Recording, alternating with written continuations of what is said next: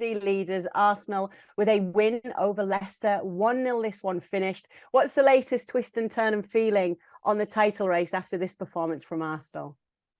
Well, I think this was a good one because, because in my mind, I mean, there's this, I suppose, a narrative about Arsenal because everybody is waiting for them to fail. It seems that way, at least in the media. I think maybe we are sometimes guilty of that. But if anything, this win was a confirmation for me that Arsenal are in that title race. They are ready because we seem to think that they're not ready. And you can make an argument. They're not a deep team. From time to time, the key players are not performing. But when that happens, others step up. And with the addition of Jorginho, that experience, that winning mentality, they're there. I mean, think about that. I mean, losing to Manchester City, we've been waiting for that because they haven't played against each other. They've lost to them twice in the cup and in the league as well. And then you look ahead, right, when that happened and you say to yourself, Villa away and Leicester City away. I mean, you can lose points against those teams at the best of times, right? And even the likes of Manchester United and maybe some of the bigger teams can do that.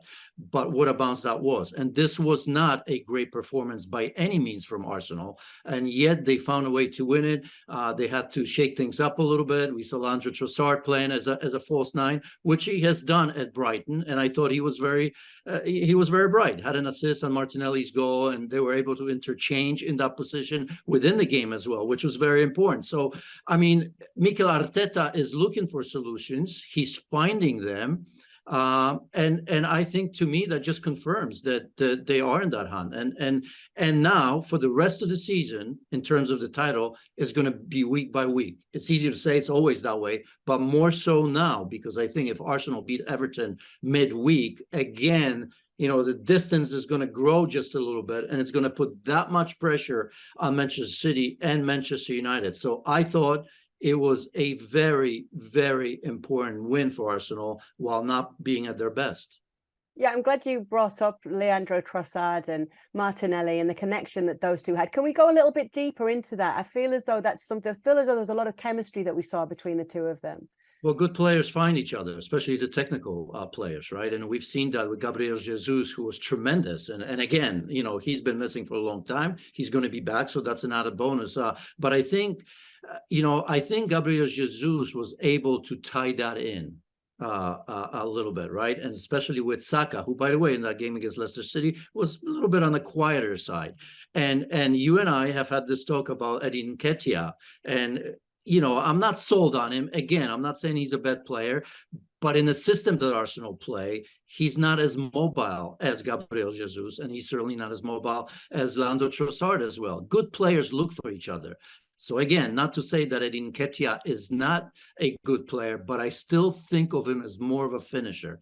I don't think in a combination play, he's the sword that is going to drop in those pockets or find themselves with back to goal under extreme pressure to be able to find these little channels, up 2, 3, 4 yards where it's tight, where there's a lot of traffic.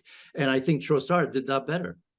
So then I suppose the positive of that, though, is showing the options. And the options as well is that in saying if this wasn't Arsenal's best performance and they still come away with a 1-0 win, it's another tick in that box, on the way to what you need to become a title winner, right?